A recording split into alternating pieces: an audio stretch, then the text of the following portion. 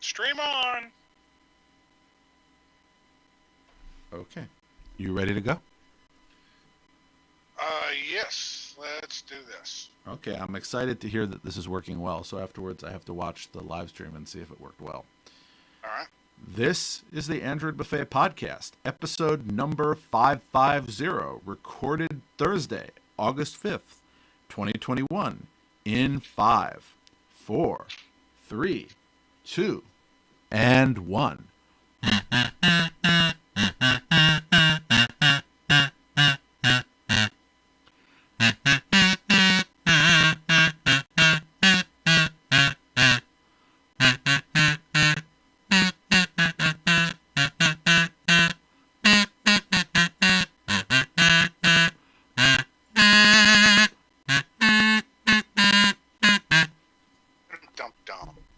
So, Jerry, I understand you are not in your home.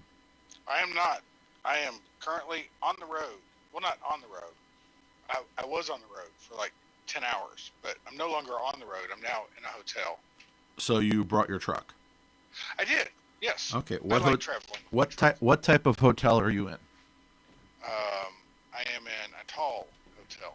No, I meant what, is it one of those chain hotels? Yes, it is. Okay. Aren't all hotels chain hotels? They don't have to be. Or at least the ones that you're going to reserve online are probably chain hotels.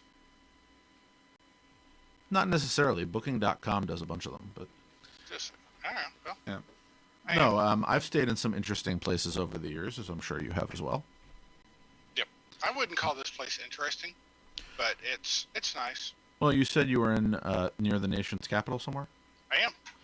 I don't know. I used to have a really nice hotel that I used to stay in there.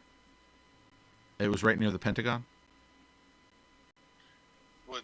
Was it called the Brig? Why would I stay at the Brig? I don't know. Seems like a good name for a military, for a DOD nearby. No, it was a Residence Inn. Unfortunately, they just knocked it down a month or two ago. It's going to be replaced by the new Amazon headquarters. Or at least that's what I hear. I had many a good time there. At the Amazon fulfillment center? Oh, it's not a fulfillment center. It's apparently an office building.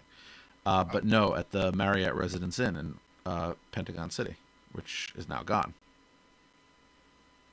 I stayed there many times over the years. Interesting. Well, that was my favorite hotel for staying near D.C. Oh, well, this is just, this is just a Hyatt, so. Okay. I've been in a Hyatt. Lately, I don't know. Not lately, because I haven't gone to a hotel since 2020. The last few years, I've been going to IHG hotels. I seem to get reasonable deals there. That's why when I was What's an IHG? International Hotel Group? Is it hotel or hospitality? I can't remember. They're like Holiday Inn, Indigo, and a bunch of others. But I remember you talking about Indigo. Yeah, I had a whole thing in Texas with the Indigo. But even when I was in Germany, I was at the German Holiday Inn. The prices were good. The service was consistent. So why not? Anyway, this is not Hotel Buffet. That show records on Wednesdays. Yes, not Hotel Buffet. Yep. So because of the problems we were having last week, I drove 100 miles to New York City. New York City? You're not going to make salsa references, are you? Who, me? Isn't that the tone that the person used to say in that salsa commercial when they said the salsa was from New York City? Yes. Okay. But so what ended up happening was I drove to New York City and I got a less old laptop. And why did you have to drive to New York City to do that? Because I didn't have any less old laptops here. Well, I did actually find one when I went through my. This is where a lot of my old electronics come to die. Here in my family's basement. So you know what I found when I was looking for a less old laptop? A less old laptop? No, I found a more old laptop. Well, that was not what you were looking for. I found my first netbook that I purchased in '09. The MSI Wind U100. Do you remember that? I'm going to go with no. Okay, but do you remember the netbook craze when everybody was Yes. buying a netbook? So that was the netbook I bought, and I bought the Wind because it was one of the ones that had upgradable RAM and a replaceable hard drive. It wasn't soldered onto the board. So after I found it, I decided to remove the hard drive and to retire it permanently. Even though it technically still works, it could not handle very much. Did you drill holes in it? The computer? No, why would I do that? I just took the hard drive out and kept it. Oh, okay. Well, it's actually a Kingston 30 gigabyte SSD because it's, as I said, it was a replaceable hard drive, so this obviously wasn't the original. The original was a spinning drive. I bet your computer has more memory than that. 30 like gig. RAM. My main computer? My main computer, I think, what am I at now? I think 16, but I haven't checked in a while. It's probably due an upgrade. But I haven't been around. And my laptop, I think, I have to check. I haven't looked in a while. Is it depressing? I can't remember how much RAM my computer has. Good thing to I don't look know. at. I mean, if you never run out, then it has enough. Yeah, well, it could be better, like many things. So I went back. It was not the only reason I went back. I also needed to get the mail. I could have put that off, but I decided I had a few things to take care of. I went back. I got some stuff. I brought it back here. I also have started a new project and needed supplies from there as well. So a few years ago, I scanned a lot of the family photos by sending them out to a third party. And when my grandmother died in 2019, we found more photos, and I've been meaning to scan them. And this time I decided to invest in a better scanner and try to do it myself. So I went to get the photographs from her apartment. What kind of scanner did you get? Well, I wanted a photo scanner with an automatic document feeder so that I could feed in multiple photos at a time, and I found one that had that. Okay. So what kind of scanner did you get? What is that? I think it's an Epson. It was top of the line. Essentially, I looked at the price it would have cost to send it out again and decided to invest and build a scanning station. So in addition to bringing back this old laptop, I brought back another old laptop to run the scanning station. So essentially, I'm going to have a laptop hook up to it so that I don't have to do anything else. If you're wondering why don't I hook it up to my regular computer, it's because the software that does the document feeding requires Windows, so I needed to break out an old Windows computer. A scanner is one of those things that really benefits from USB 3. This is a USB 3 scanner. Yes, but is your computer? Does it have USB 3? The one I brought did, yes. It's not a very Oh, powerful so computer. it's not that old.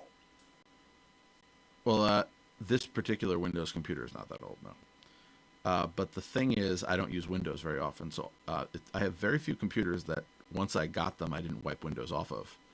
In some cases, I took Windows and moved it down to the smallest partition size and then installed Linux in a dual boot configuration and then forgot about Windows. But again, it's one of those projects. I'm going to get more of my photos. Cool. Well, I was inspired. The other thing that I did this week, I saw that Lenovo was selling this item that I never would have bought otherwise if it hadn't been extremely discounted. Lenovo has this smart display that you can mount on a wall. It's not like a voice smart display. It is essentially a giant photo frame that hooks into Google Photos That's cool. and can also do art. So it's designed to be hung on the wall. The interesting thing is it's powerful enough to be a smart display. It runs Android. It has a microphone and I think it's a microphone and a speaker in it that apparently is disabled and has never been enabled in the software. And considering they're selling these at 50% of original list price on eBay, they being Lenovo, I don't think they ever will enable those features. Probably not.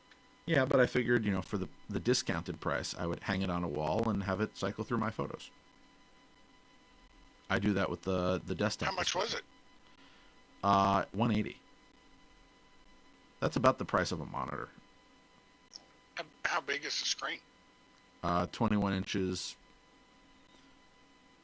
if I remember correctly. I have to get that exact dimension. Dude, that's not bad at all. That's awesome. Yeah, and you can still, they're selling them on eBay. So if you look for the Lenovo, you can find it. It's, let me just get the name of that item, because it just shipped out today. The Lenovo Smart Frame, 21.5 inch full HD smart frame. And That's cool. They still have some of them apparently on eBay. And it's directly sold from Lenovo. Limited quantity available. They've sold 583 of them. And it's brand new, unopened, so even though it's eBay, it's not resold. So here's the sales pitch. Hung on a wall, perched on a table, or set on an easel, wherever the Lenovo Smart Frame lives, it's sure to take a place of pride. The exterior frame can be swapped to best match any room for a cleaner, minimalist look.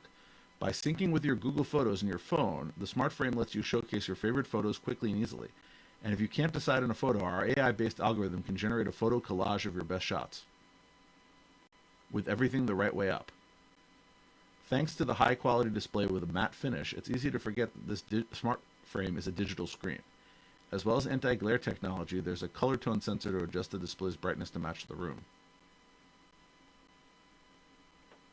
It can be flipped from portrait to landscape to best fit an image. There's also a child clip to clip the power cable to the wall. You can also ask the Google Assistant or the Amazon Echo to help you choose a photo. The companion app has hundreds of famous paintings for you to choose from for free. Seems reasonable. I like it. I thought it sounded like a good thing to try, and and again, one of the things I like, and I have a Lenovo Smart Display that I also got when they were selling things on eBay inexpensively. I have it sitting on my desk near where I work, and I occasionally look over and see a photo of the past, and it brings me a smile. I have to admit that the Google display in my bedroom does the exact same thing. Well, the only thing that annoys me is that I can't, transmit photos to it from my own store, that I have to use Google Photos. Not that there aren't benefits to Google Photos, but I would like the option of using a different photo service or a self-hosted one, because Google, as you know, is now charging you for storage. So it would be nice. But before they started charging, I did upload everything I had from the past.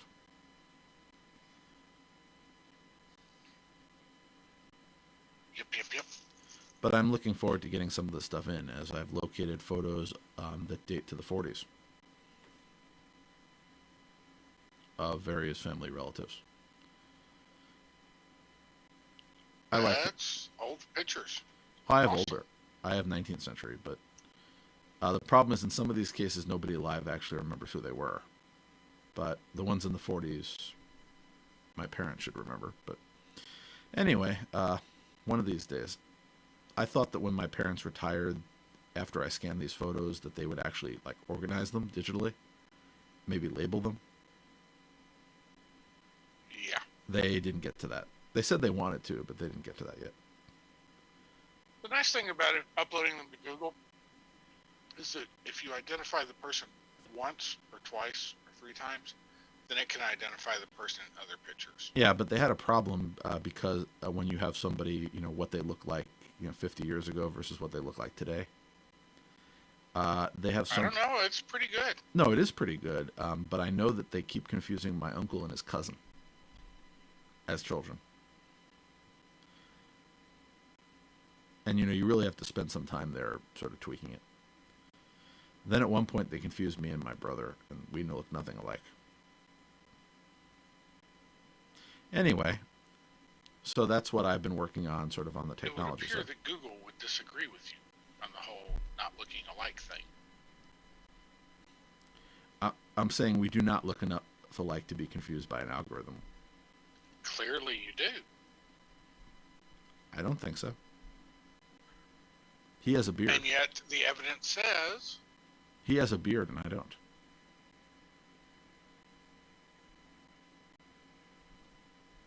Anyway, arguments about me and my brother aside, that's what I was working on this week. I also got some new air quality sensors that I'm going to be filling with. Cool. Well, I had this idea that, especially when there was that big haze coming over from the West Coast that was affecting the New York area, and I could actually feel the poor quality air when I was breathing. I thought that I might be having some problems while I was sleeping because of that. So I wanted to put an extra air quality sensor in my bedroom. So I did that, and I've been tracking the data for a few days now, since when I was down in my I put it into my apartment bedroom where I am not currently. So I'm watching it remotely, so there's nothing I could be doing to, it's sort of like a control test.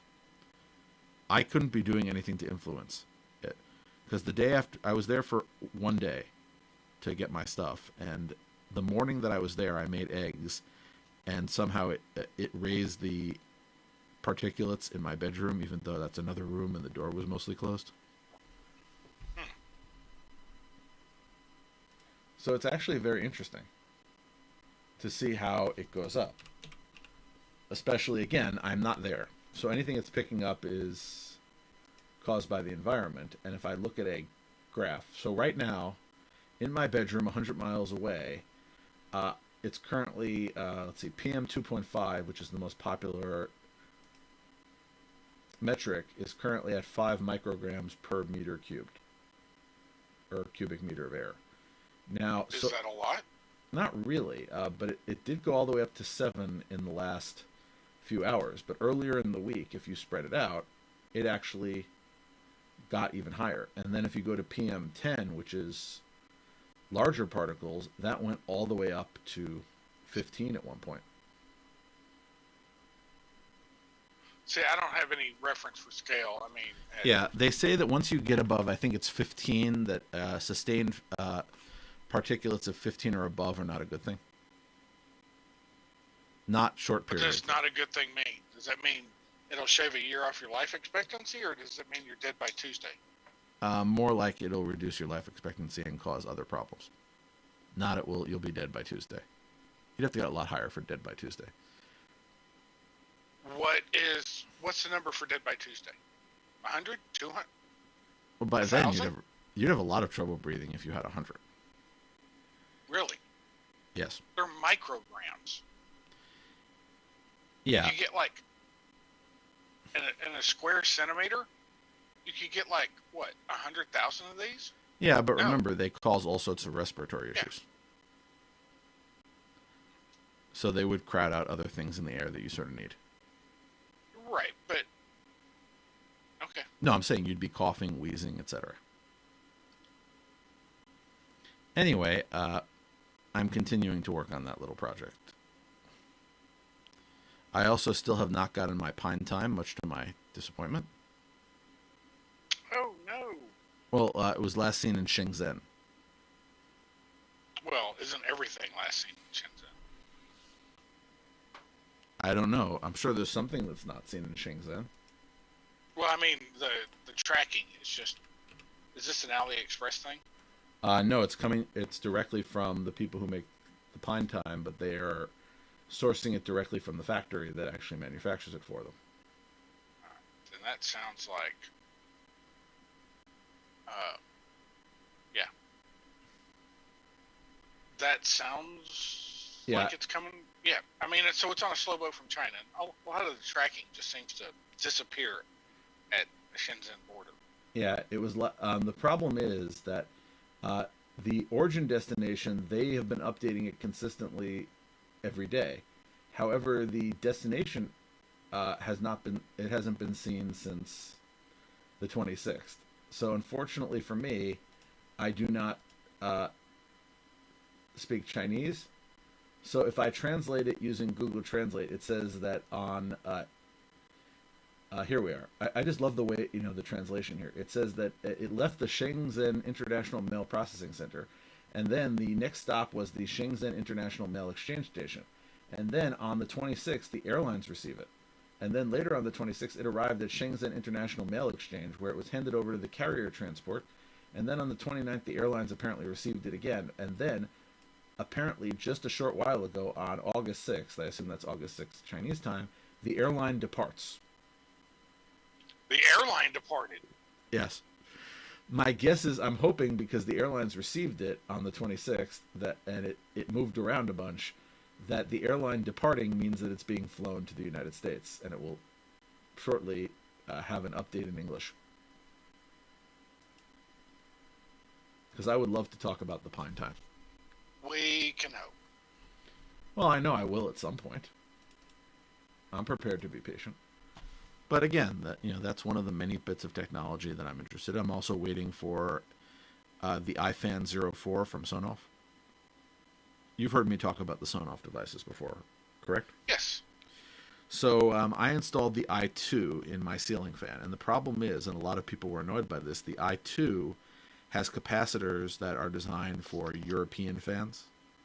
So the speeds are not exactly aligned with 110 volts, even though it supports them. So apparently... Speeds of what? The fan speeds. It's a fan controller.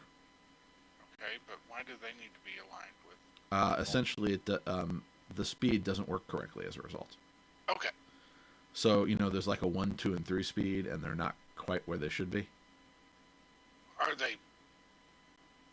I mean, is it a big enough deal to make a difference? Yeah. I haven't... Well, you could desolder and replace the capacitors, which a lot of people did. Right, but I mean, what do you see as far as the speed? It's like 1 speed, twice as fast as 2 speed? It's like half the speed? It goes from extremely slow to extremely fast. There's like no middle ground. Ah, there's no middle. Okay. Well, because of the way that it's set up. So the iFan 4 is the new one, which actually they now have a US and a European version. So they have one that has capacitors for 110 volts. I wonder if Apple's going to sue them for calling it the iFan. They haven't, and they're on their 3rd iteration. Yeah. So if it ever arrives, it isn't really a rush. If it ever arrives, I have to open up the ceiling fan canopy and swap out the controller. Which is a pain, because it was a pain to get the darn thing in there. You know what's hard nowadays is just finding a fan that's controlled by a switch on the wall. Oh, that's easy. If you don't want the fan controller is wired in. So if you don't want a fan controller, then all you have to do is wire it directly to the switch. You say it's easy. Well, I'm not the one who's wiring it, so it's easy. Admittedly, replacing a fan controller I've done many times, but I don't want to run a wire to the... No, I mean, I've got like 2 switches on my wall. I want one to control the light, one to control the fan, and it's just impossible to find the wires from both switches go into the canopy, into the junction box where the light is. Yes. Then you should be able to do it. I agree that I should be able to, but finding a fan I've that never has had separate input power lines for the fan and the lights. They all do. They're just usually tied together with a wire nut. Seriously? Yes. I have never found a fan that you couldn't take off the nut and have the wires run. Because all the ones that I'm finding now, they've got like these remote controls and shit for controlling the... Yeah, but I'm saying I have never found one that didn't have that feature. But again, I haven't bought a ceiling fan in 2 or 3 years, so maybe it changed. But either way, I have that in my bedroom. So I have 2 ceiling fans, one in the living room and one in the bedroom, to circulate the air in my apartment because I don't have central air. I have sleeve air conditioners. So the one in my bedroom has separate switches. The one in my living room does not, because I did not pay to have it wired that way. Right. But how old are those fans? One of them's only 2 years old. The other, I think, is like 4. Cool. That gives me hope. Yeah. But no, the one in the living room has a fan controller, and I put in one from Sonoff, but again, I'm going to fix this. It has a switch on the wall, but what I did was I have a Sonoff... Actually, that's not a Sonoff. That's a... What's the name of that? Oh, it's with a... It's going to bother me. I forget the name of the brand. It's a smart switch, and I turned off the load controller. So when you press the button, it actually sends out an MQTT signal that turns off the light without turning off the power. And if I want to turn off the power to the ceiling, I have to do like a number of button pushes in a pattern. So I can still control. A number larger than one? Yes. Okay.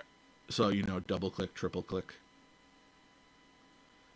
So essentially. What was that company that made the switches that do that? That you, like, double tap down does something different than a triple tap up? Well, this is a smart switch, and I've installed Tasmota firmware on it, and I can just set those settings. Admittedly, it takes a little tweaking, because what you do is you can set it so different combinations will send different MQTT signals, and then you can trigger whatever you want with it. So I do that at many of my switches where it's not actually controlling the load. The load is a secondary. Ah, cool. I have that on the other side of the room. I have a switch that controls the exterior light. So there's a light outside my apartment that's rarely used. It's for security. So I disabled the switch, and I use that as a second switch to turn on my ceiling lights. And I can turn out the outside light if I double tap it. But meanwhile, I put something in there that turns on security outside based on a motion sensor. Nice. Well, it allowed me, the switch also, in addition to the light controlled an outlet, it allowed me to power the outlet, which allows me to power the weather station 24 hours a day without me running an extra rewiring anything. So. Ooh. Also the weather, same 24 hours a day. Yeah, also the same switch covers the electrical coils inside my downspout. So a lot of which I just find absolutely amazing. Well, somebody's going to be replacing them soon. The downspouts or the wires? They're replacing the downspout, and they're going to check to see if the wires need to be replaced. Unfortunately, well, if they replace the downspout, they have to replace the wires, right? Well, it's not the previous guy apparently retired to Florida since the last time we needed roofing work done, and the roofer is the one who does the downspouts. So we found a new roofer, and he said that he thinks it needs to be replaced, but he thinks the cable can be salvaged. And he won't know until he opens it up and sees the condition of the cabling. After moving to Florida, he may not know anything about. No, the previous guy, the guy who did it moved to Florida. We have a new roofer now. Oh, a new guy, you say? Yeah, I don't know how he is. This is the first time that we've used this roofer. You use roofers for downspouts? Yeah. Okay. The roofer does the roof and the downspout at the same time because the gutters are attached to the roof. Here, gutter people and roof people are different. I'm not saying they aren't in other places, but we've always used the roof guys always handled our gutter system. I mean, it makes total sense. I mean, he's prepared to be up there, so why not? Yeah, well, I think he's supposed to be up there this week. Anyway, so I'm doing a lot of these little home automation projects to bring things together. And since we're talking about home automation, before we talk a little about Android, Home Assistant 2021-08 was released, and it brings this whole home energy management thing. I'm not sure if you read this. I have not, but my question is, how many configs did they break this time? Well, breaking changes. I'll skip to that section just for you. They broke something in Abode, AirVisual, Ambient Weather Station, the AVM Fritzbox, the Bosch BME 280 has some sort of thing. Broadlink, Bolin Radar, CO2 Signal, Demo, Divolo Home Control, Google Assistant. Ooh, there's a breaking change on the Jewish calendar. I wonder what makes that breaking. Oh, good. I've been actually waiting for that one. The integration now returns ISO 8601 compatible timestamps. Cool. That was really messing up my automation. So that's less of a breaking. So that's a fixing breaking change, because if you had something that was working, if you had a workaround in place, then that workaround will no longer work because now it works correctly. Yeah. So I haven't had a chance to upgrade to the latest version. It just came out, but there are a lot of useful things in here. Device template functions. So if you like to write YAML automations for Home Assistant and you need to find device IDs or information, there's now several functions that can be used to help you with that.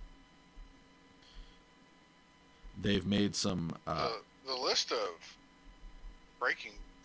is longer than... if you look, it's actually longer than any of the ones I've seen before.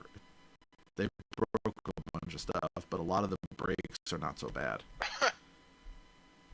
Because if you read them, a lot of them are... That just means if you're going to upgrade Home Assistant, you need to set aside, some time to work through the breaking changes. Well, also, it assumes that that you're using the integrations. For example, I'm not using a lot of these. I'm not using the Lift integration.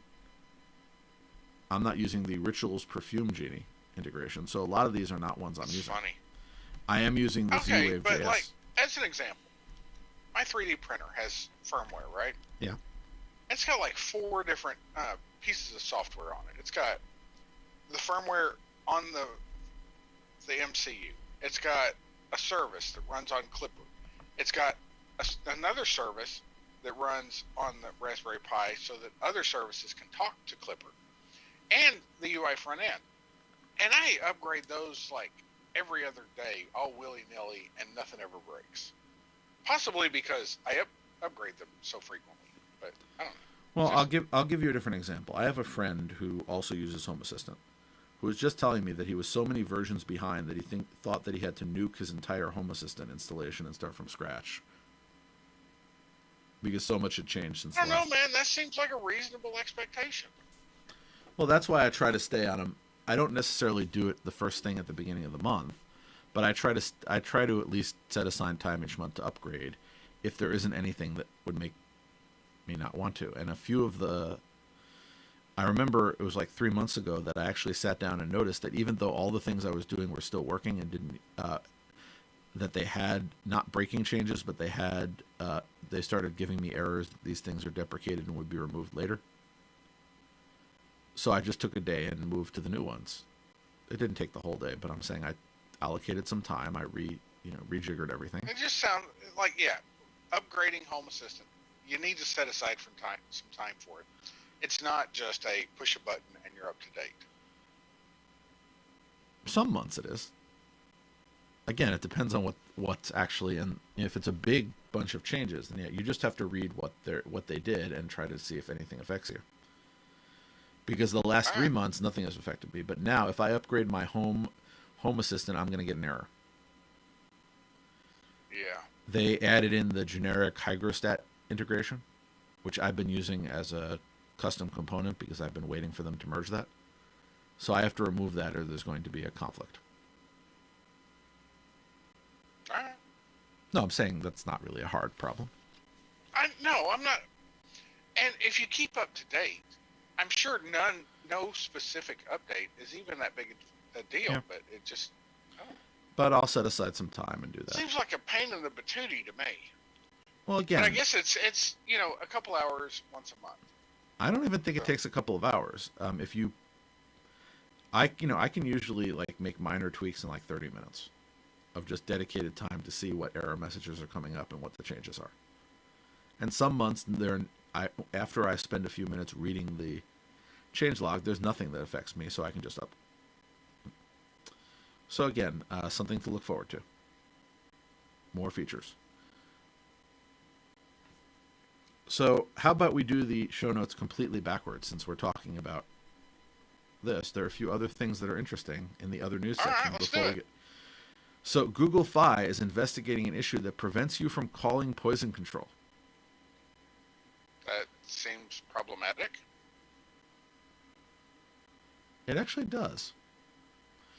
Admittedly, I have never had to call Poison Control in my life, but I assume that if my cellular phone provider was unable to connect to Poison Control and I really needed Poison Control, that would be a bad thing.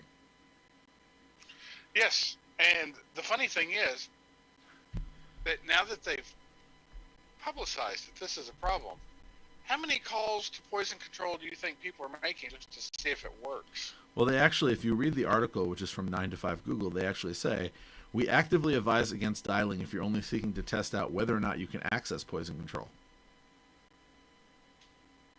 Yeah. Now the problem That's is, funny. yeah, but the problem is, if it isn't working, then it's too late. So how do you test that you can contact Poison Control without bothering Poison Control? You got me. I thought that was a good question. That is a good question. Yeah.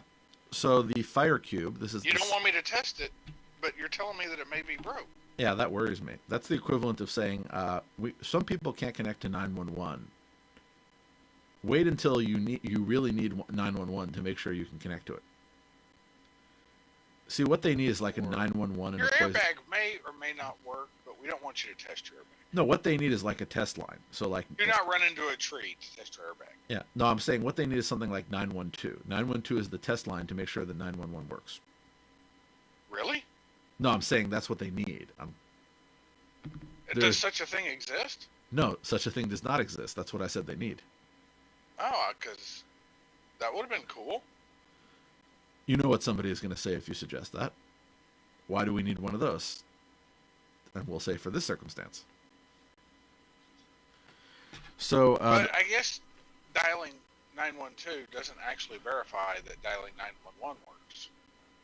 It just verifies that dialing 912 works. Well, again, if they're configured identically, you could sort of... But I get your point. All right. So, well, that sucks. So the FireCube now supports joining Zoom meetings. I am annoyed that no Google device easily supports this, that can hook into my television. Wow. Well, no, I'm considering... That's kind of cool. If the FireCube goes down to a really inexpensive price, I'm considering getting this for my parents. I wonder if that means it'll work for Ring Central. I'm not sure. I mean, they're the same thing. They're just, like... Well, I don't again, know, probably not. It's kind of like the difference between Gmail and Google Suite. Yeah, but the thing is that you need an app. So if there's an app, then yeah, it could work for anything. The reason why I want to get this for my parents is that they've been attending these board meetings for their apartment in Florida and they had me join them because the building has a group cable provider and they're switching to Atlantic Broadband from Comcast. So I was sitting in and, they keep watching these things on their phone and they're having, they're all crowded around the phone. So I hooked a computer into their television so they could watch it and not have to crowd around. This would solve that problem for them. A dedicated device hooked into their television that could join a Zoom meeting. On the other hand, I have a dedicated device that can hook into their television that can join a Duo meeting, and they don't do that. So. But how often do they do Duo? Only with me. Ah. I'm the only member of the family who likes Duo. But Zoom is, again, for these group meetings. By the way, maybe you do not want a zoomed-in meeting of a condo board meeting. That doesn't sound like fun to me, and I attended several on their behalf. When they were coming from Florida to New York and on a plane, they wanted to attend the meeting, but they couldn't because they were on a plane, so they had me watch it for them and take notes. The only thing worse than it, if you are a homeowner or a condo owner and attending a condo board meeting, is not owning a condo in that building and still having to attend the condo board meeting. It's kind of amazing how whiny people are. No, that's the thing. It's like a television show, but it's like a cringeworthy one. Yep. And I've been to too many of these things on their behalf over the years. I used to do it for my grandparents also, when their meetings were in person. When they went to Florida and they wanted somebody to check on their rental property in New York, I used to go to that meeting, and that was even worse. Oh well, I got food out of it. There is a potential use for Sidewalk if you happen to have tile devices. Ooh, Sidewalk. Well, I've been waiting for something that would make me want to have Sidewalk. And again, the ability to link my tile devices to it and have them updated even when I wasn't near them would be useful. I didn't even tell you since the tile story with my father. I bought him a tile for his keys because he kept not remembering where they were. Yeah. He lost his keys. And he apparently dropped them in an Ace Hardware store and didn't realize it until he got home. I guess that means the car keys weren't attached to it. No, just the house keys. Alrighty. So he called me, and he looked in the tile app that I installed for him, and he couldn't see that it had been updated, but it had been last seen at Ace Hardware. So he didn't know where. I said, well, if you go back to Ace Hardware, your phone will try to find it, and it may update the location, and then you could set it off to start beeping.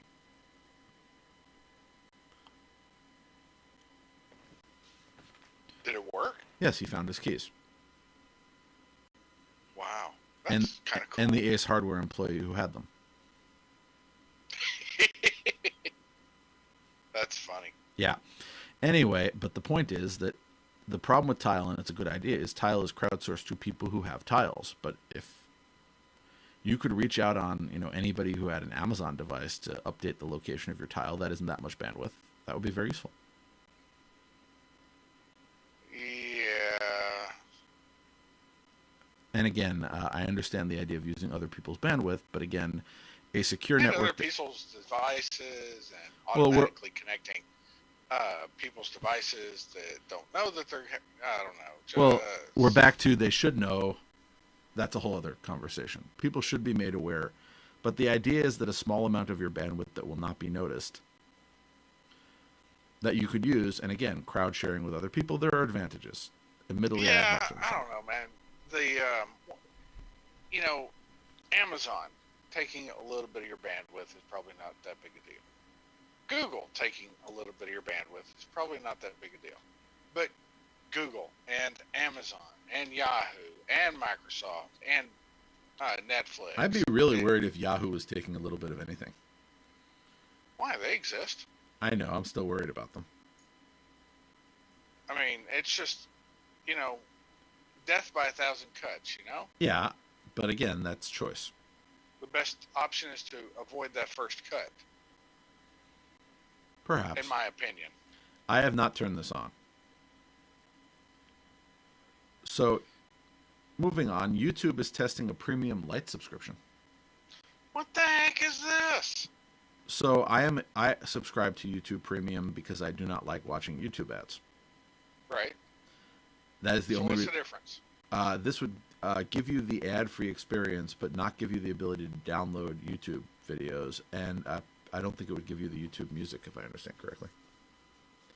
So I don't really use YouTube Music that much. I probably could. And admittedly, while I have downloaded things once or twice, I almost never download anything for offline use from YouTube. Because most of the time when I want something for offline use, it's music, and I have plenty of that. Yeah. So, again, but I'm also still grandfathered in under the older price before they raised it. So, we'll see what happens. I'm monitoring this because they might use it as an excuse to take me off of the grandfathered price. If so, I might consider the premium light subscription.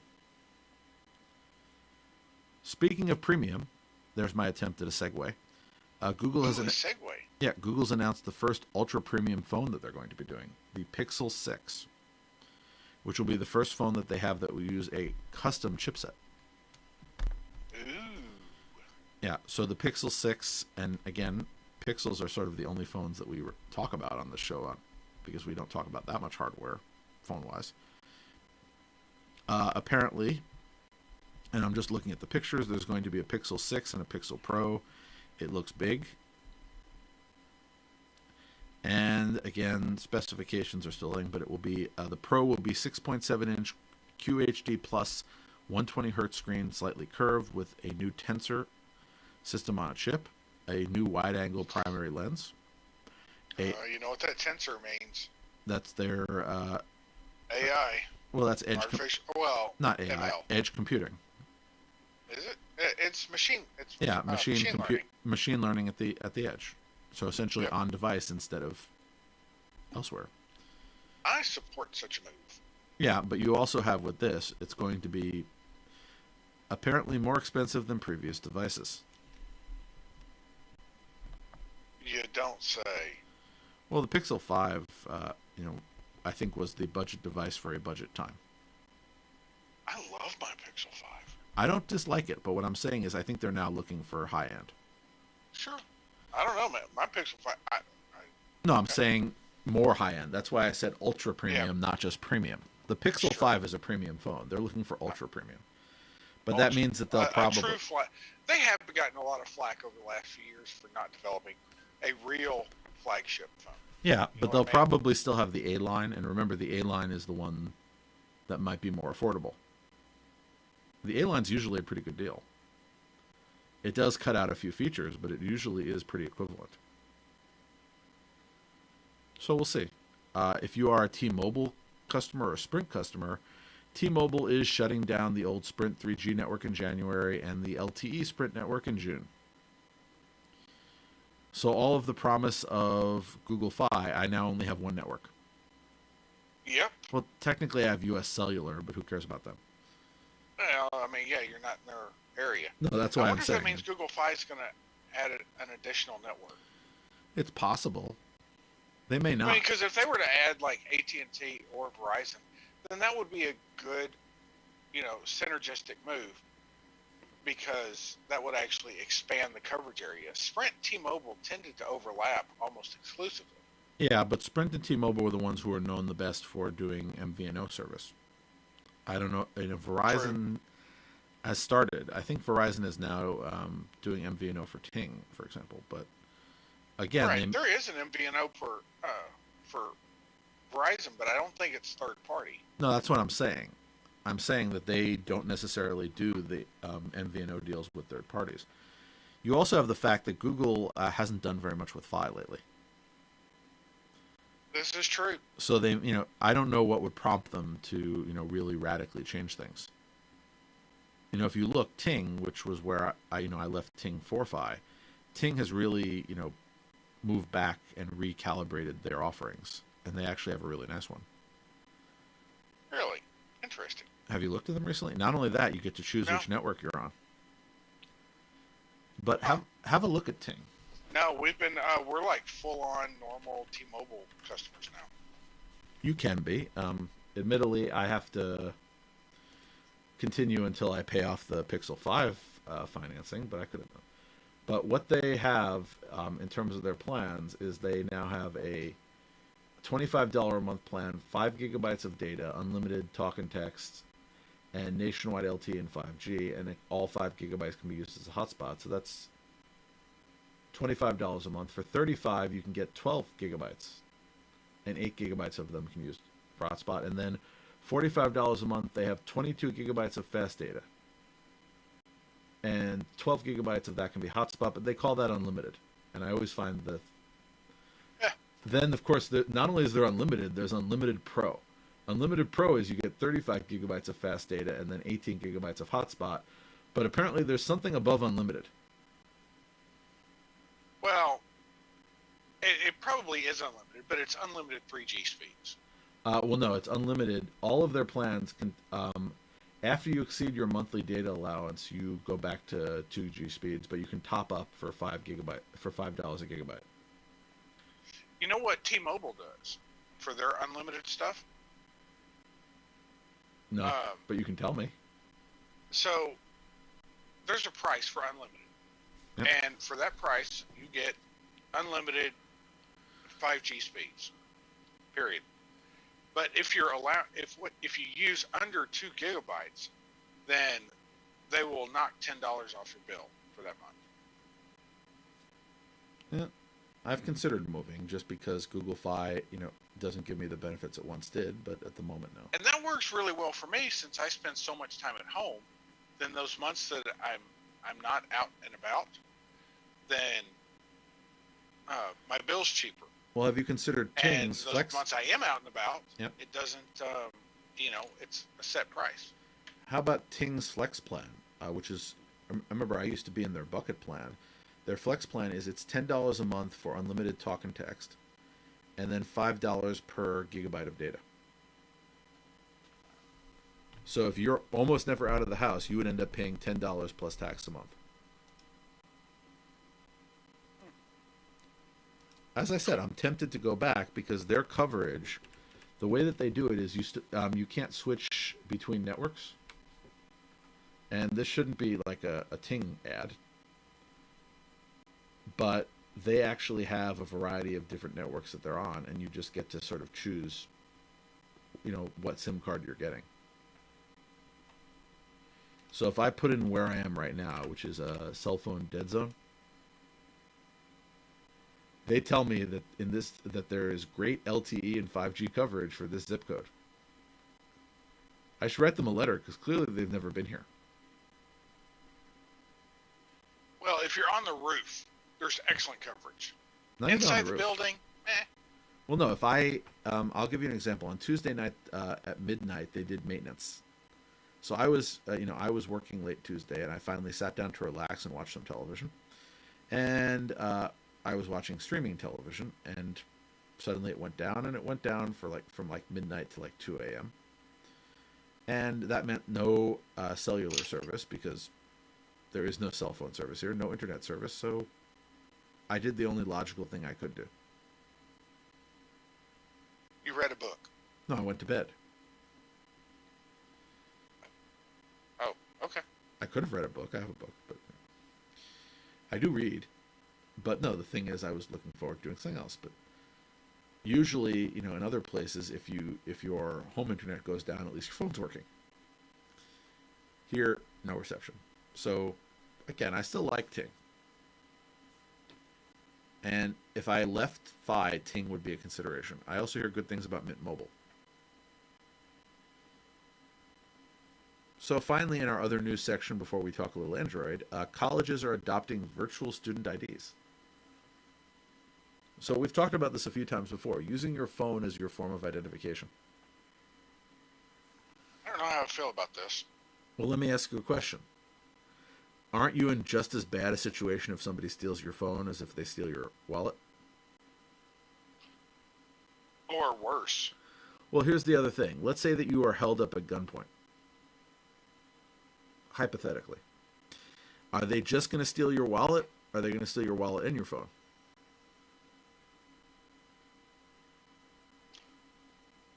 Honestly, if they let me choose, I'd give them my wallet and keep my phone. If I had to You pick, do realize that people holding you at gunpoint don't usually say your wallet or your phone. well, your money or your life, Yeah. your wallet or your phone. Yeah, but Are you saying no? That's not. I'm saying that most criminals will want That's both. not how it works. No, they don't. They don't say, which thing would you like me to steal from you? They will steal whatever they want. I might claim lack of a phone. Anyway, I will. Pay no attention to this black slab in my pocket. It's not a phone. It's not my phone. It's not a phone. Leave me alone. I'm back Don't to. touch it. I'm back to. I honestly think that won't work. But the thing is, if your ID is digital, at least if you go go home, buy a new phone, you can reestablish your identity. You know how hard it is to get yourself a new driver's license or get yourself a new other ID. If your ID is stored somewhere it's a pain in the neck. Not down here. You're telling me that the Florida Department of Motor Vehicles is actually efficient?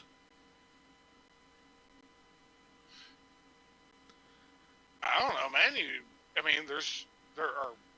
go to the online DMV and it shows it. There's a list of things you need to bring in. Oh, I did that. When I went to get you real, go in, you when put I the went, list of things you need, and they say, "Okay, stand over there. We'll take a picture." so I wanted to upgrade my driver's license from regular to real ID when that migration was happening. I think it still is happening, but I've taken care of it. So they had the list of things on their website that I needed. So I got everything on the list. I made my appointment online. I went in. I went up to the desk. They looked at it. They said, "You don't have this." I said, "It doesn't say you don't have that." "Oh, were you looking on the website? The website's never read. Go get this and come back."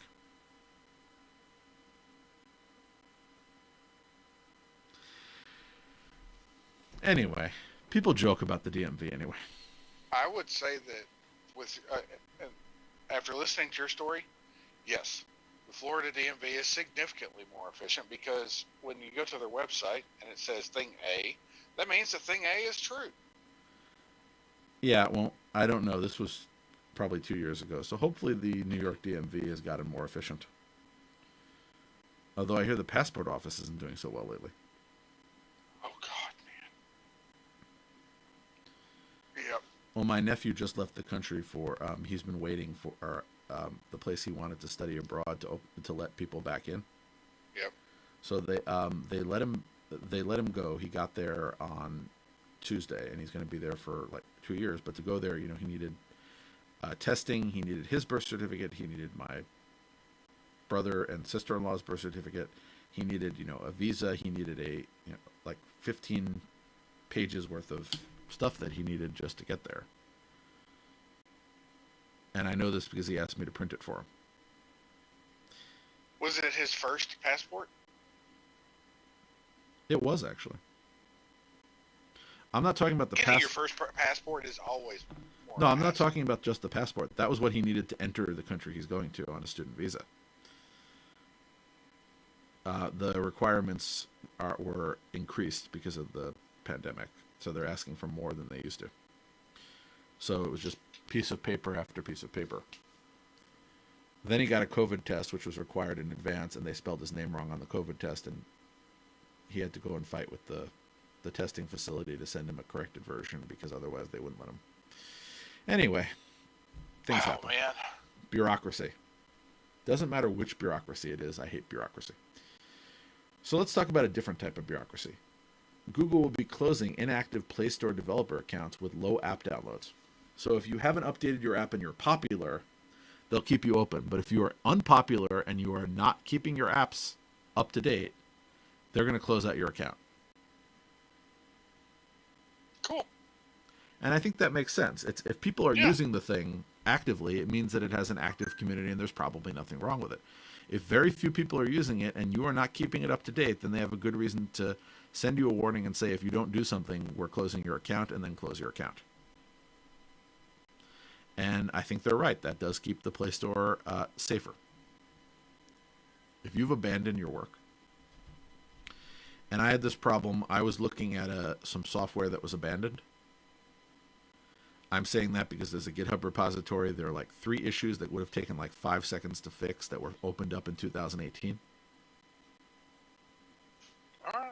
Well, I mean... So not only did somebody open the issue, but somebody wrote a pull request that they haven't merged. And it's been 3 years. Odds are it probably won't be merged then. Yes, it was, because I forked it and merged it myself, and I'm using the merge code. There you go. That's my solution. Hey, that'll work. And if I want to do anything else, it will go into my fork. I don't like that solution, though. The problem with open source is if you don't like, what somebody is doing, you can take your ball and go home, but that just seems antisocial. Anyway, Google tries to limit what apps can use the accessibility service. Once again. Oh, well, because you can get accessibility is really... Yeah, but they've already done this. They've already essentially limited it. They've already put in an application process, and now they're trying to limit it again.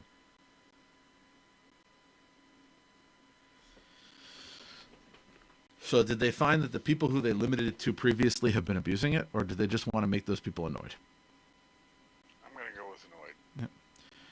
So upcoming TicWatches will launch without Wear OS 3, but they are saying they will be updated next year.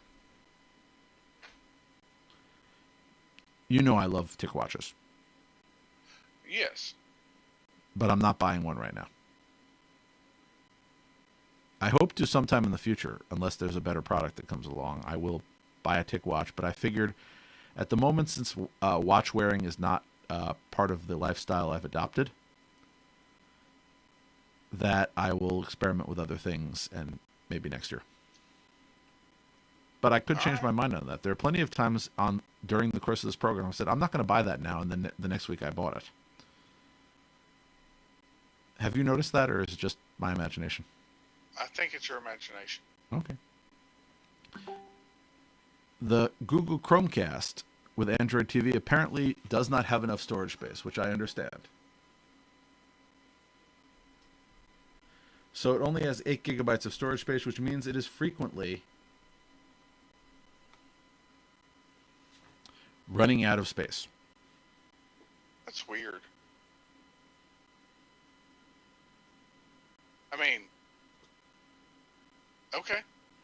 Well, I don't know why what they do. do. What do you need 8 gigs for? What are you Well, doing? again, remember how much? It's the TV. I mean, no, but remember how much just the OS takes up. So the complaint is that once you've installed your apps, that they don't have enough space to update the apps that are on the thing because they've run out of space because of the apps they've installed, and they're not installing that many apps. All right. So you know how you want to install Disney Plus, you want to install Netflix, Amazon Prime, the whole range of watching opportunities. You probably need more than 8 GB. All right. Well, okay. All right. And again, flash memory is the difference between 8 and 16 GB. Admittedly, it would up the price point slightly. But It's so cheap. even onboard flash memory. And in a sad It note, is. I haven't asked you, Jerry, but I have not been invited to join the Pixel Superfans group. There's a Pixel Superfans group. Apparently, there is. There's a Pixel Superfans community that Google has operated since 2019 or earlier. So they launched some new invites to join the Pixel Superfans. They didn't invite me. They didn't invite me either. Oh, those wankers. So it touts access to special Google events, such as a tour of Google Store Chelsea the day before it opened, a special Pixel event in Mountain View. Apparently, Superfans last year got deconstructed Pixel 4a, 4a, 5G, and 5 prints as a holiday gift.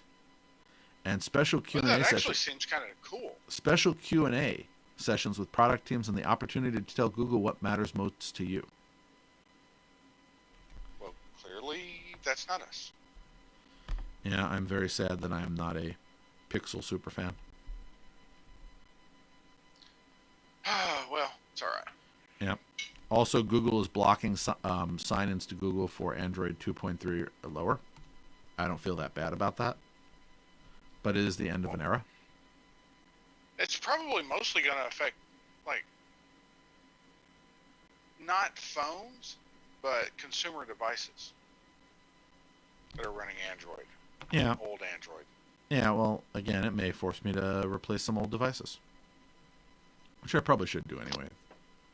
If I'm still running something that's running Android 2.3, then I have a problem. Let's just hope it's not connected to the internet. But if it's connected to the internet, then it doesn't need to log in. Or if it's not connected to the internet, it doesn't need to log in. I think I've gotten rid of everything that old. I think I have some things running older versions of Android than the last 2 versions, but nothing that old. I try to keep up. That is old. I'm saying nothing at 2.3, but I do have things that are probably due for replacement. I did replace my tablet because it was not getting upgraded anymore. And for a couple of years, I had an 8-inch tablet that I had bought from Asus, and it had this weird thing where where essentially I couldn't switch applications. So in order to switch applications, I had to go and essentially do this weird thing. Because anyway, I more replaced it because of that. I might have lasted longer. If you are using Gboard, apparently the smarter clipboard suggestions that are on Pixel phones are now rolling out to other devices. So this is where it reads what you put to the clipboard and extracts things like phone numbers and websites for you to copy in directly. Dude, you don't know how useful this would be for me. Because sometimes I need to grab the address from a text somebody sent me. You should have it. This is a Pixel feature. I did not know that such a thing was possible, so I'm always trying to split the thing up in the text editor or whatever. But I didn't know that it would try. I mean, see, you learned something. I did. That's cool. And you know what they say, learning is fundamental. I thought knowing was half the battle. Isn't that a different expression? Probably. There's knowing is half the battle, learning is fundamental. I'm sure there are a few other similar ones. All right. So Gmail added tweaked colors for automatic labels.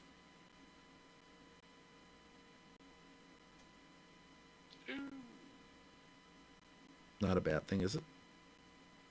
I don't know. If you're depending on the other colors, maybe.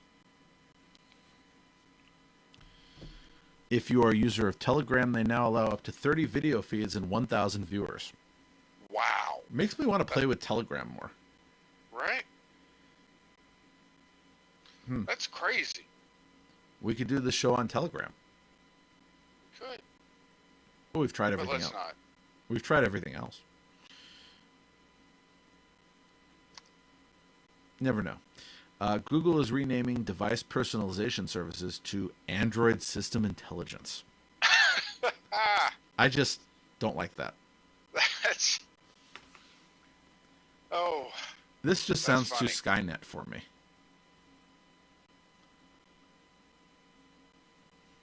Oh my. Yeah. If you use Chrome for Android, it can now be used as a two-factor key for Google accounts. I thought. Okay. Huh. And finally, IMDb TV has its own dedicated Android app finally. Instead of running Finally. it through, well, it was running through Amazon Video, so now it has its own app if you don't want to install Amazon Video. Dude. Um. I told you that I watched like legal TV on IMDb TV, right? Yeah, you were telling me that you were watching Leverage, the sequel. Yep. Did you find another IMDb exclusive that you want to promote? Nope. Okay. I don't know what to watch right now. There's nothing new Have on you network watched? television. I know. There's a really. Are we in a dead season or something? Well, there was a lot. I think it's because there was a lot of production problems in 2020. I mean, the only thing coming out right now is Rick and Morty. Lower Decks season 2 is coming out. I'll say I'm not a big fan of that. I know, but the thing is, I hear cartoon it's good, but cartoon production is much easier to deal with in a pandemic than a physical production. sure. And so there were a lot of shows that postponed, same as movie schedules. So there were movies that were supposed to go into theaters last year that are coming in later. And again, we lost a lot of valuable opportunities. So a lot of shows got delayed, a lot of seasons were abbreviated, and that's why we're. Also, nobody launches anything during the summer anyway. Well, here lately they've had seasons that run through summer. No, through summer, yes, but nobody's started anything. No, but I mean all the shows that I'm interested in are they're off air right now, except for Rick and Morty. Yeah. Well, there was one show that I just saw Peacock is doing a second season of. Admittedly, the first season wasn't wonderful, but it was diverting. So if I have nothing else, I'm gonna watch it. What was it? Departure, I think. I don't know what that is. The first season was that there's a plane crash and the lead character is investigating it, and in the second season, it's a train crash. On Sci-Fi? No, Peacock. It wasn't wonderful, but it was diverting. It was interesting. Diverting. Was that a pun? Because it's about a plane? flight? No. I'm saying sometimes you watch things not because they're, like wonderful, but because it sounds interesting and there's nothing else on. Oh, sure. Yeah, that's exactly where I am. I'm going through back seasons of Van Helsing exactly for that. It's not like I care about the show, but Well, I have a few shows that I never got around to watching that I might try. yeah. I've heard good things about that Netflix series, Stranger Things. Oh, Is that good? no. It was. I don't understand why. God no. Well, I figured I'm I'd sure watch. maybe we'll get some hate mail for this, but No, I figured I would watch one episode and see if I'd like it because it's apparently it set is. in the 80s, and I do like like retro stuff, but I know from some of the descriptions that it might not be my cup of tea. It is so weird, and I just found it extremely hard to follow. And That could be good or that could be bad. But as I said, I've never seen it, so I don't know. But considering there's nothing better to do, maybe I'll give it a shot. give it a shot, and Tell you then whether or can not say I think it's told you so. No, I've honestly I've shut off shows that just got too weird for me, and never come back to them. And some Yeah. shows they started out really good, and then suddenly they turned really weird. Um, Or like what they show was like that? The 100 was like that.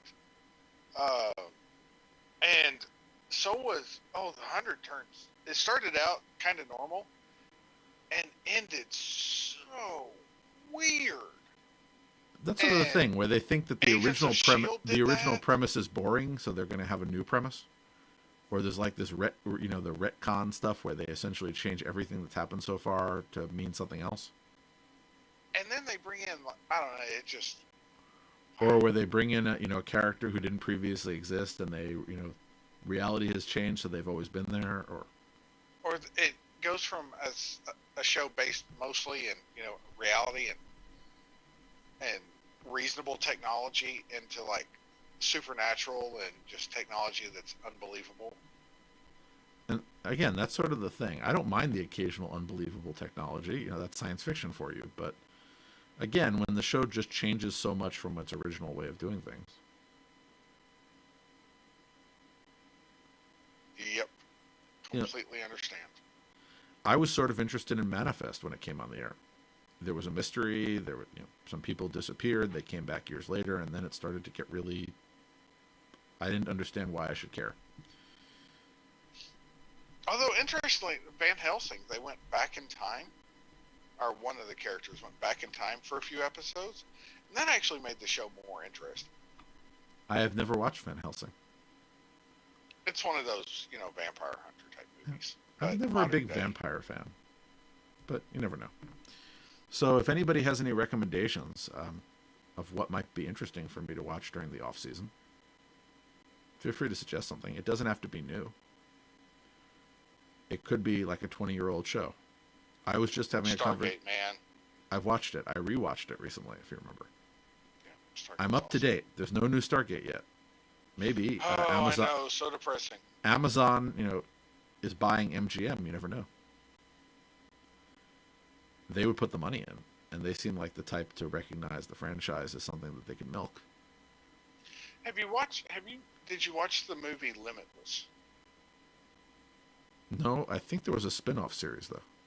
There was a TV series that's worthwhile. I did see some of the TV series, but I don't think I saw the original movie. Watch the movie, and then watch the TV show. It's absolutely worth it. The most infuriating thing about the TV series is that there's only a single season. That's infuriating about a lot of series.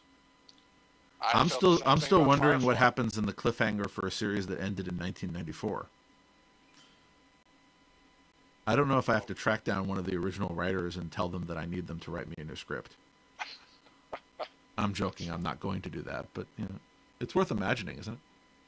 It is. That maybe they'd actually answer to me, what happened to these characters? All right, I think that's a really good note to end on. So please, somebody recommend what I should do with my time. By the way, it's not like I'm sitting around watching television. I have the television on while I am trying to fix the 3D printer or one of those other tasks. I've been busy. I have not had time to try to recalibrate the printer. All right, we'll talk about it next week. Yeah. It made me bleed, so I needed time anyway. Oh. So until next week. Until next week. I'm excited. Bye, folks.